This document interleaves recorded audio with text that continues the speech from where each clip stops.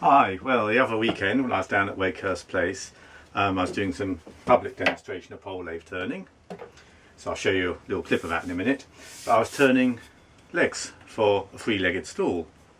Anyway, life being what it is, I turned 4 legs. I've always wanted to make a three-legged stool, and it seemed like a great opportunity to turn up a few legs, a nice bit of ash down there. And when you're sort of demonstrating, they're quite good things to turn, so that's what I did.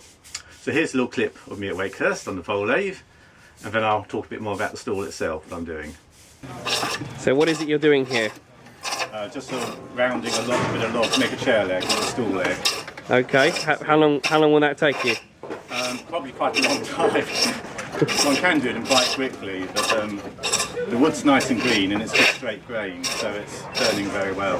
Well, what it's going to be, it's going to be a fairly low stool. The legs are actually 16 inches tall, so I'm going to probably take that down to about 15 or so, 15 just under inches off the ground. Done a very simple design, just a little sort of bobble at the bottom, but I think that's quite a nice bit of simplicity really.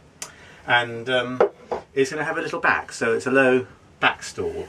I've just sawn around a piece of elm for the back here, which I'll shape up with a bit more interest. I've started to pre-drill some spindles for the back. So the back spindles I've put at 7 degrees tilt back, and the legs I've done at 18 degrees tilt. So that gives enough splay to make the stool safe without being too accentuated that people trip over the legs.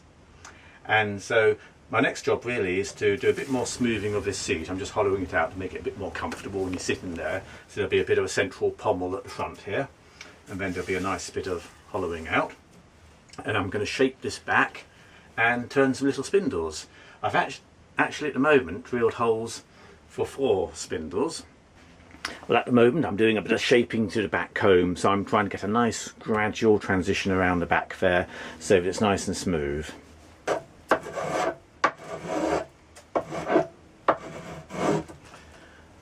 Well, I've just been doing a bit more work on the seat. I'm thinning the seat so it doesn't look quite so thick, so just taking a nice shaving off around the edge of it on the underside.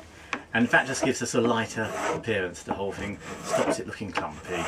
This is actually quite a thin piece of elm, it's about 1.25 inches. So I haven't got a lot to play with actually. In some ways for unsupported legs I might have it a little bit thicker, but you know, it's the way it goes. It's not too large, so I think it'll be alright. I haven't travished out too much from the sitting area, but just enough to make it comfortable, so that should be alright. The legs to my stool are obviously still very wet, as the tree was only felled the other day. They're probably 25 or so % moisture content, something like that. Anyway, I want to dry them off a good bit, get them down to something like 10% moisture content, ready to be joining into the stool. I do occasionally use a moisture meter just to actually check that I've got the wood at the right moisture content for joining, and it is worthwhile actually. Well, I thought it would be good fun to do a little bit of chip carving on the back comb, so I'm having a little go at doing like a couple of flower heads on each end. Just a bit of interest really, as much as anything. I'm using a mallet that I turned up on the lathe. It's a nice lignum vitae mallet, so a nice solid head on there, a good bit of weight on it. I do also sometimes use a lighter mallet.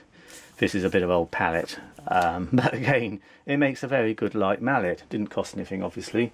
So anyway, there I am, a couple of things. In the next video I'll cover the assembly of the stool and also fixing the back all together and doing general finishing on the stool so that it's a nice completed item. Anyway, I hope you've enjoyed this video and see you next time.